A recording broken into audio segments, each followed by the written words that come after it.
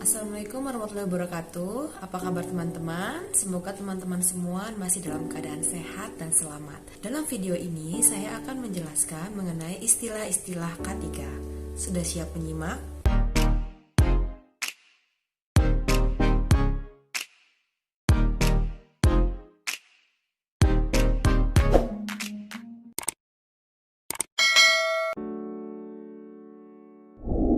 Sebelum kita membahas lebih jauh mengenai istilah-istilah K3, ada baiknya kita mengetahui definisi K3 itu sendiri. K3 memiliki kepanjangan dari keselamatan dan kesehatan kerja. Keselamatan adalah upaya untuk mengendalikan kerugian dan kecelakaan, serta kemampuan untuk mengidentifikasi dan menghilangkan risiko yang tidak bisa diterima. Sedangkan kesehatan adalah derajat atau tingkat keadaan fisik dan psikologi suatu individu. Menurut filosofi, K3 merupakan pemikiran dan upaya untuk menjamin keutuhan dan kesempurnaan tenaga kerja pada khususnya dan manusia pada umumnya, baik jasmani maupun rohani. Pemikiran dan upaya tersebut merupakan hasil karya dan budaya untuk menuju masyarakat adil, makmur, dan sejahtera. Berdasarkan keilmuan, K3 merupakan suatu ilmu pengetahuan dan penerapannya dalam upaya untuk mencegah terjadinya kecelakaan, kebakaran, peledakan, pencemaran, penyakit akibat kerja, dan lain-lain. Tujuan dari K3 itu sendiri yang pertama adalah untuk melindungi tenaga kerja dan orang lain di tempat kerja. Yang kedua adalah menjamin agar setiap sumber produksi dapat dipakai secara aman dan efisien. Yang ketiga, menjamin produksi dapat berjalan dengan baik dan lancar. Tujuan K3 adalah untuk melindungi pekerja dan orang lain di tempat kerja dari bahaya.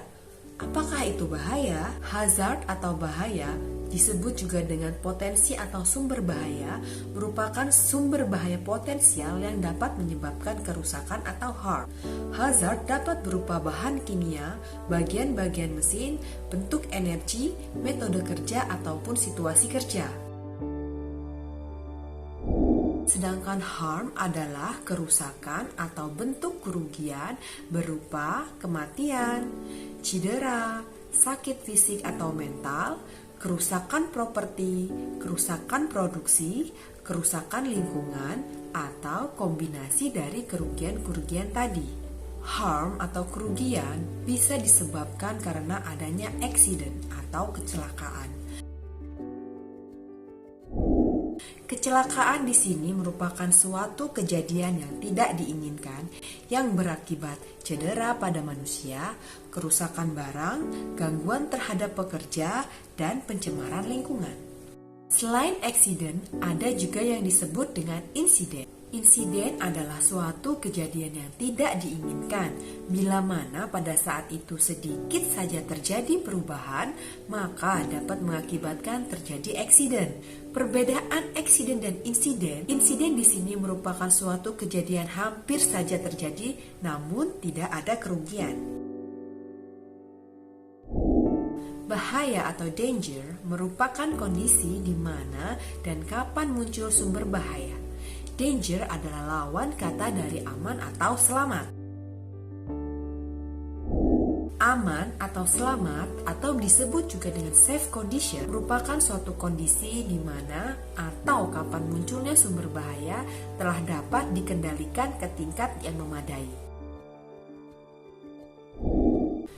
Resiko atau risk merupakan ukuran kemungkinan kerugian yang akan timbul dari sumber bahaya atau hazard tertentu yang terjadi. Untuk menentukan resiko membutuhkan perhitungan antara konsekuensi atau dampak yang mungkin timbul dan probabilitas yang biasanya disebut dengan tingkat resiko atau level of risk. Penilaian resiko adalah pelaksanaan metode-metode untuk menganalisa tingkat resiko, mempertimbangkan resiko tersebut dalam tingkat bahaya atau danger, dan mengevaluasi apakah sumber bahaya itu dapat dikendalikan secara memadai serta mengambil langkah-langkah yang tepat. Nah, rumus resiko atau risk adalah probability dikali konsekuensi atau kemungkinan yang terjadi dikali tingkat keparahan. Tindakan tidak aman merupakan suatu pelanggaran terhadap prosedur keselamatan yang memberikan peluang terjadinya kecelakaan. Contohnya adalah operasi tanpa otorisasi, gagal memperingatkan, gagal mengamankan, kecepatan tidak layak, membuat alat pengaman tidak berfungsi dengan baik, pakai alat rusak, memakai APD tidak layak atau tidak memakai APD, penempatan yang tidak layak, mengangkat sesuatu yang tidak layak, posisi tidak aman, bercanda, bermain-main, dan lain-lain. Sedangkan kondisi tidak aman atau unsafe condition merupakan kondisi fisik atau keadaan yang bisa langsung menyebabkan suatu kejadian kecelakaan. Contoh unsafe condition seperti penempatan material yang kurang tertata dengan baik sehingga bisa menyebabkan tersandung atau terjatuh, kondisi kabel power yang tergenang air, pelindung atau pembatas tidak layak, APD kurang layak, peralatan rusak, ruang kerja sempit, sistem peringatan yang kurang, kebersihan dan kerapihan yang kurang, kebisingan, terpapar radiasi, temperatur yang ekstrim, penerangan yang tidak layak, ventilasi yang tidak layak, dan lingkungan yang tidak aman.